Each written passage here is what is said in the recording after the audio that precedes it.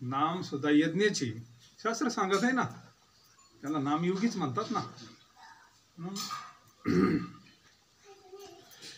गूढ शोधून काढण्याकडे मनुष्याची नेहमी प्रवृत्ती असते. कोकणामध्ये पाण्याचे झरे आढळतात, ते कुठून येतात हे कळत नाही.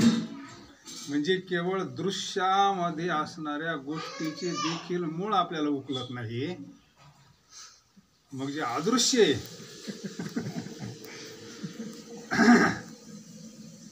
त्याचे मूळ आपल्याला कसे कळणार? सोपी भाषा आहे.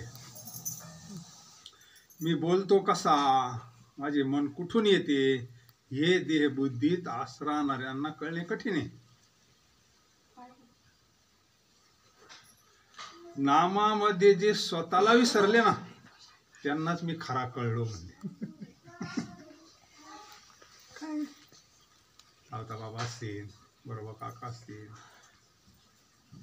काम करता करता भगवंताचं नामस्मरण करता करता करता देवाला विसरलं का सगळ्यालाच विसरत असं आहे. आपण म्हणतो ना आसक्ती सोडा, अमुक सोडा, ती सोडावं नाही लागत. देव्यावर झाकण टाकलं का सगळं झाकल्यासारखं ते वेगळं नाही झाकावं लागत. देव्यावर झाकल्यावर बाकीचं घर नाही झाकावं लागत. तसं आहे गवळणीची काय अवस्था आहे. मै भोली घर जाणे बाट गोरस बेचने आया कान्हारे मन. देहाला विसरल्या ना कृष्ण चिंतनामध्ये, देहाला नाही सगळ्यालाच विसरल्या. त्या घर विसरतात म्हणजे काय, गोरस बेचने आणि विकायला काय आणलंय, दही घ्या, दूध घ्या, तूप घ्या, लोणी घ्या, ते काय म्हणते गोविंद घ्या कोणी म्हणजे देवर आहे का. म्हणजे अंत करण्याची स्थिती आहे ती. झाली रामराज्य काही उनी आमाशी, धरणी धरी पीक गाई, साधन दुसरं नाहीच. राम वेळो वेळा मी वेळीता कांडिता जीविता गे पायी. किती सोपं वर्मय. बहुतेक लोकांची तक्रार असते, आम्हाला वेळ नाही भगवंताच्या चिंतनाला. खरं सांगा, वेळ वेगळा लागतोय का? काय ना वेळ वेगळा लागतो. प्रत्येक कर्मात करता येतं, पण असं आवड असली तर सवडी. या गोष्टीची आवड आहे, मग फोनवर बोलता बोलता स्वयंपाक करतात काही काही महिला. हे कसं काय जमत आपल्याच घरातल्या फोनवर बोलता बोलता पोरांना सांगायचं स्वयंपाक एवढं कसं काय जमत आहे. तिथं कुठं वेळेची अडचण येते का?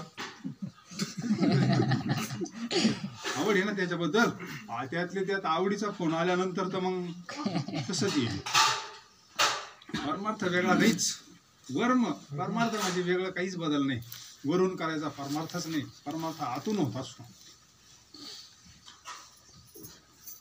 देह बुद्धीत राहणाऱ्यांना कळण्यासाठी नामामध्ये जो स्वतःला विसरले त्यांनाच मी खरं कळलो. स्वतःच्या प्रपंचाचे कल्याण करून घेण्यासाठी तुम्ही माझ्याकडे येतात,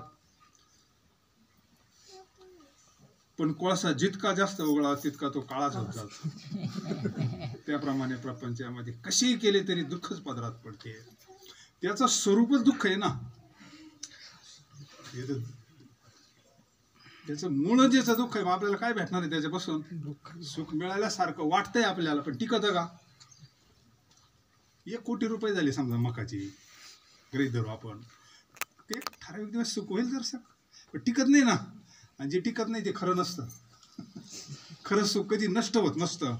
जे भगवंताचं स्वरूप आहे ना, सुखरूप ऐसा तुझा माझ्या पांडुरंगा, तो जर मिळाला ना, प्रपंचच परमार्थ झाला त्याचा. त्याला वेगळं नाही काय करावं लागत.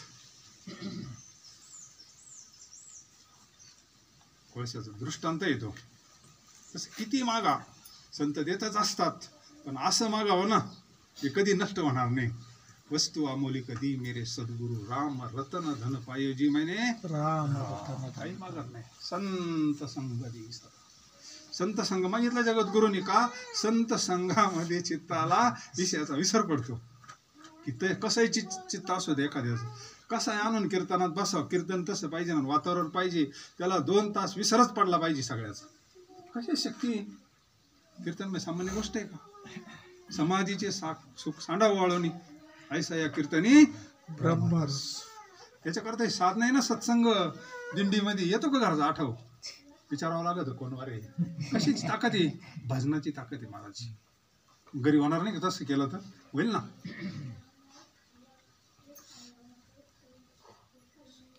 दुःख पडते. आपण समजून ज्या चुका करतो त्यांना दोष आपल्याकडे असतो. न समजता जी चूक होती त्याचा दोष नाही.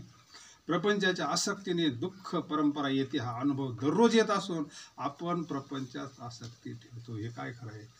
आता आपल्याला किती चटके बसवले पण तरी आपण त्याच्यातच आहोत. त्याचं आपल्याला वैराग्य होत नाही ना. असं वाटतं का आता किती दिवसापासून हे याच्यापासून बाजूला व्हावं, सुख मिळवण्याचा प्रयत्न करावा. साधू संत सुखी झाले ना, आनंदी राहिले, हरिनामी झाले, कृतज्ञ. त्यालाच त्यांना आपण जावं असं आपल्याला वाटावं तरी ना. या कापरचा या दुःखाचा कायमचा नाश व्हावा. आणि होतो ना, याच्यातच राहून होतो. फक्त रीत कळाली पाहिजे. आपले कुठे चुकते पाहावे, चूक सुधारावी. प्रपंचात मनासारख्या गोष्टी कुठे मिळतात? कुठं? एखाद्याकडे सगळं भरपूर आहे पण आजार समजूनच देत नाही काही. कुठं काही नाही, कुठं काही नाही. प्रत्येकाचं गरज काहीतरी आहेच ना. जो देखे सो दुखी हा बाबा, सुखी हा कोई तन दुखी, कोई मन दुखी. काही ना सगळं आहे पण म्हणले ती मनोविकारतज्ञाकडे हल्ला त्याला शॉक सगळं भरपूर आहे, काहीच कमी नाही. सगळ्याचा धोरण निघतो पण मनावर परिणाम झाला म्हणले त्याचा. मग तिकडे शॉक देऊन नीट होते असं. त्याच्यापेक्षा जर चिंतन केलं तर, आणि चिंतन करता करता जर त्याला तसं झालं तर तो मग सुटला ना. मग तो महात्मा झाला. मग किती महात्मा झाला. त्या मिळणे न मिळणे आपल्या हातात नसते. रात्रीच आपण पाहिलं काही गोष्टी प्रारब्धाच्या अधीन असतात. प्रयत्न जरूर करावा पण ठेविले अनंती तैशीची रावी, चित्त असू द्यावे. पांडुरंगानं आज आपल्याला हे व्यवस्थित ठेवलं ना, हीच त्याची कृपा आहे. त्या स्थितीस ज्याला समाधान मिळालं ना, त्याचा परमार्थ झाला असं समजायचं. दुसऱ्याचं पाहून आपलं पोट नाही दुखलं पाहिजे. बंगला बांधला ना, एखादा बंगला म्हणजे आपली झोपडी फार आनंदामध्ये, नाही का? तेच आपल्याला सगळं. त्या मिळणे न मिळणे आपल्या हातात नसते पण अमुक हवे नको असे कशाला म्हणावे. रामाचेच ओंडरावे म्हणजे झालं. तो किती मोठा आहे त्याचं झाल्यावर आपण किती मोठे झालो. मग आपण गरीबाचे राहिलो का? बळीया माझा पंढरीला तो ह्या देवांचा, त्याचे आपण झाल्यावर आपण त्या प्रॉपर्टीचे मालकच झालो ना. त्याच्या सगळं त्याचंच आहे ना. मग शेड गुणाश्वरी काय कमी आहे आपल्याला? मग तिथं काही दुःख आहे का? मग रामानेच रामाचे होऊन राहणे. जो रामाजवळ विषय मागतो त्याला रामापेक्षा त्या विषयाचे प्रेम आहे असे सिद्ध होत. त्या डब्याचं उदाहरण सांगितलं होतं ना. आम्ही येताना पोटभीत काढून दिली सगळे दवाखान्यात येतो. म्हणजे आपलं सगळं कशावर प्रेम जास्त असतं? आपलं ह्या प्रपंचावर सोन्या नाण्यावर जास्त प्रेम आहे ना. हेच प्रेम काढून ज्यावेळेस आपलं भगवंतावर जाईल ना, त्यावेळेस याचं काय वाटणार नाही आपल्याला. एक साधन आहे, एक व्यवस्था आहे. याच्यापासून सुद्धा किती पुण्य कमावता येतं. हे सगळं अनुकूल आहे म्हणूनच एवढे संत मंडळी जीव घालवा शकतो ना. आपण दान धर्म करू शकतो, काही पुण्यकर्म करू शकतो. एखादा यज्ञ चालू आहे आपण तिथं काही पंगत देऊ शकतो. त्याची ही व्यवस्थेपासून किती पुण्य प्राप्त करता येतं. फक्त विनियोग चांगला करता आला पाहिजे आणि काही दुसरीकडे बी पैसा हे खर्च करतात. रामापेक्षा त्या विषयाचे प्रेम सिद्ध होते. मी तुमच्याकडे येतो पण मला येण्यासाठी तुम्ही वाट मोकळी ठेवत नाही. मी येण्यासाठी तुम्ही वाट मोकळी करा म्हणजे सतत नामस्मरण करा. मी कधी कोणाबद्दल निराश होत नाही. जो मनुष्य म्हणून जन्माला आला त्याचा उद्धार होणारच.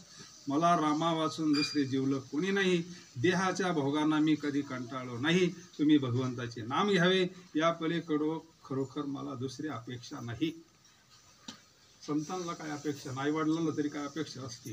आपल्या मुलांनी चांगलं व्हावं, चांगलं शिकावं, चांगलं नाव कमावं, 4 लोकांनी चांगलं म्हणावं. याच्यापेक्षा आईवडिलांची तरी काय अपेक्षा आहे? संतांची तरी काय अपेक्षा आहे? आपल्यासारख्याने नीट वागावं. आपण त्यांची लेकरं आहे ना. बाकी काय संतांची अपेक्षा? म्हणजे नामस्मरण करावं. रात्रंदिवस माझ्या माणसाने मी हेच सांगत असतो की वाटेल ते झाले तरी नाम सोडू नका. जो माझा म्हणतो त्याला नामाचे प्रेम आलेच पाहिजे. सगळे संत तेच सांगतात. तो हकारोनी सांगे तुका नाम घेता उठा उठी होय संसाराची त्रुटी ऐसा लाभ विठ्ठल पायी भगवंताला आकळण्याचं साधन हे नाम आहे. नाम म्हणजे प्रेम आहे. नामानं प्रेम उत्पन्न होत असतं. नाम हे साधन आहे. नाम हे साध्य आहे की पार स्वरूपापर्यंत आपल्याला पोच करतोय. ज्ञानी असला तर त्याला नामाचा शेवटी आश्रय करावा लागतो. योगी असला तरी त्याला नामाचाच आश्रय करावा लागतो शेवटी. ज्ञानोत्तर भक्तीमध्ये काय करणार आहे दुसरं? सगळे साधनं नामापाशी. नाम म्हणजे स्मरण, नाम म्हणजे भगवंताची आठवण. मग आठवण ठेवायला काय माळाच असली पाहिजे, आसनच असलं असलं पाहिजे नाही. चित्ताचे आसन तू का करीतो काय असेल. एवढंच आहे आता, एवढंच पाहिजे आपल्याला. काही जरी झाले तर नाम सोडू नका. कारण नाम वेगळं, देव वेगळा, संत वेगळं हे आपल्याला अज्ञानामुळं वाटतंय. देव, नाम, संत आपलं स्वरूप हे वेगळं नाही, एक आहे. नामनामीचा अभेद आहे. ठीक आहे. नामाना दगड तरले ना आणि स्वतः टाकलेले गोडायचे. राघवे सागरात पाषाणा तारिले, त्याच्यावर नाम लिहिलं होतं ना. तसं आपल्या अंतकरणामध्ये भगवंताचं नामचिंतन असल्यानंतर आपल्याला जीवनातलं दुःख नष्ट होईल. आपल्याला नाम सोडू नका. माझा म्हणतो त्याला नामाचे प्रेम असले पाहिजे. जीवनामध्ये तुम्ही घाबरू नका, धीर सोडू नका आणि घ्यायचे झाले तर नाम घ्या. माझा नियम असा आहे की परमार्थाची एकही गोष्ट अशी असता कामा नये की ज्या व्यवहाराच्या आड येईल. माझ्या गावी पैसा पिकत नाही, पण भक्ती मात्र पिकते. कशाचं पीक आहे? भक्ती म्हणजे प्रेम. मला एक ठिकाणी म्हणले, आपल्या इथे एखादा पाहुणा जर आला ना, त्याला जावाच वाटू नये. तिथं प्रेम आहे ना. आग्रह राहिला तर तो मुक्कामी थांबवतो, म्हणजे असं वाटावं.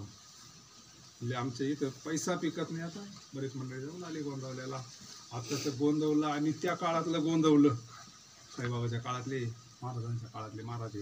खेडगाव तिकडे तिकडे राम नाम म्हणजे अयोध्याच करून टाकली महाराजांनी.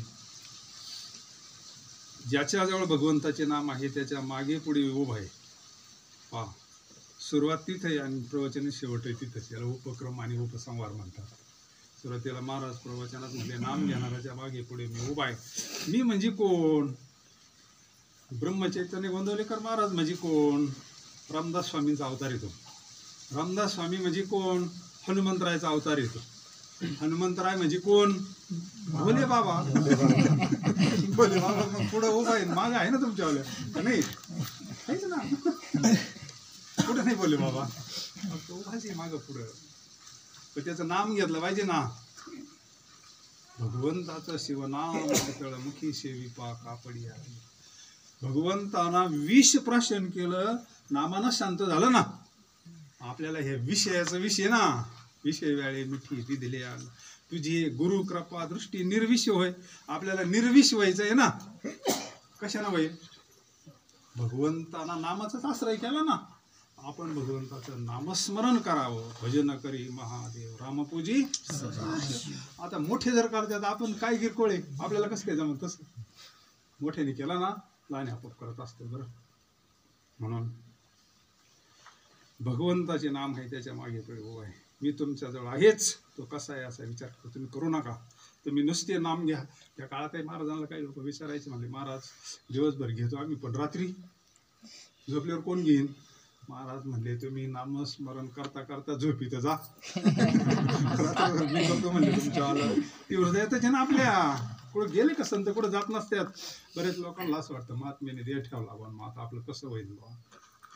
महात्मा कधीच कुठं जात नसतो. महात्मा आपल्या हृदयात असतो, आपल्या हृदयात अंतकरणात असतो महात्मा. तुम्ही काय करा, फक्त नामस्मरण करा. मी कसा आहे याचा विचार तुम्ही करू नका.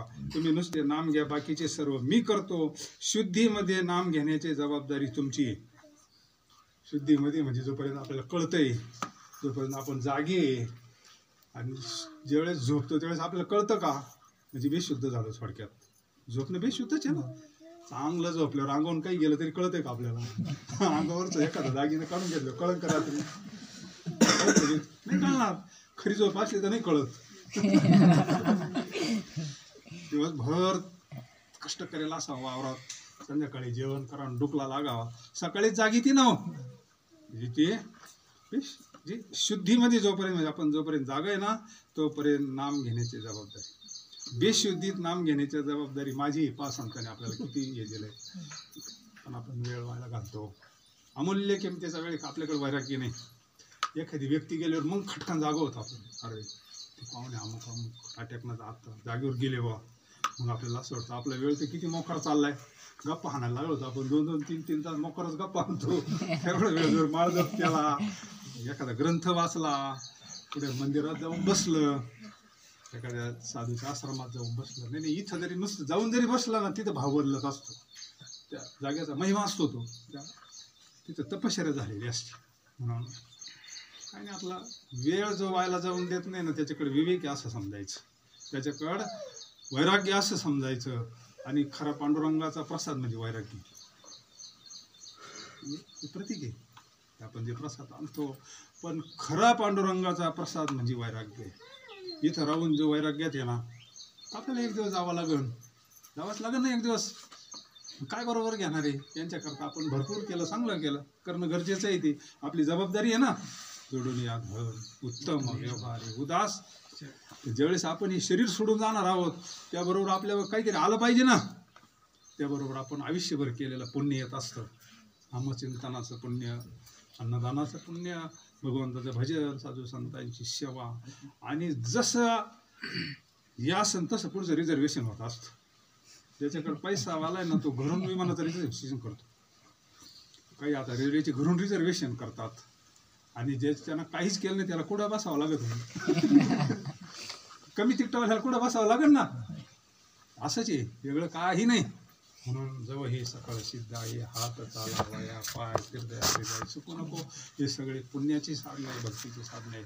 म्हणून मला शेवटी सांगतात, बाबा जोपर्यंत तुम्ही जागे आहात, शुद्ध आहात, तोपर्यंत तुम्ही घेण्याचा प्रयत्न करा, जेवढं तुम्हाला जमन तेवढं. हळूहळू वळण लागत आहे.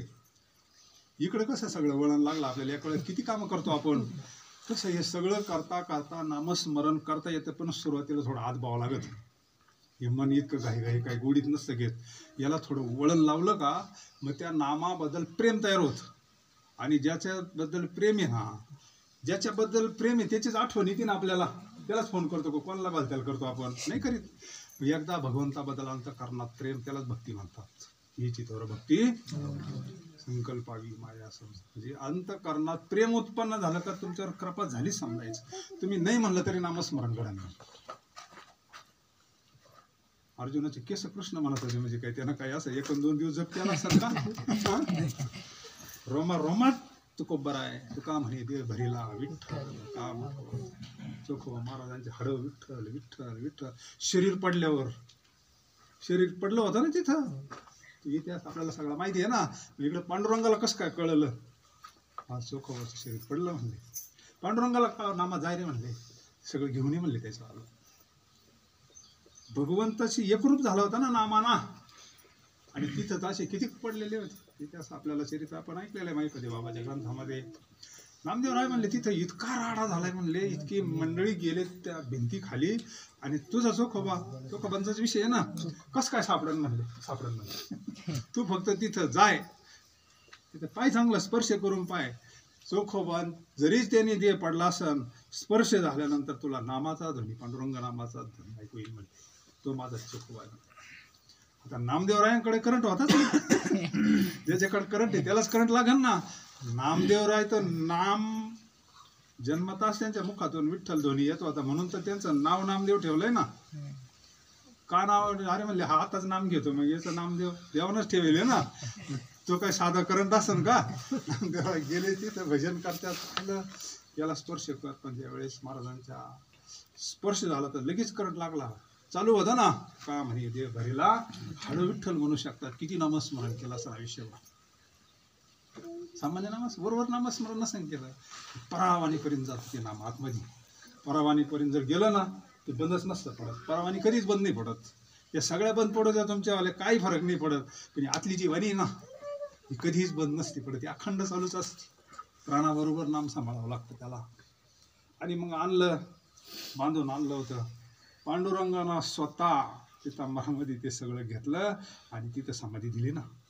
कशाचा परिणाम, कशाचा आहे, काही वेगळं केलं कुळ काहीच नाही ना, फक्त नामस्मरण केलं पांडुरंगाचं. आवडीने भावे तुझी चिंता त्याशी सर्व आहे.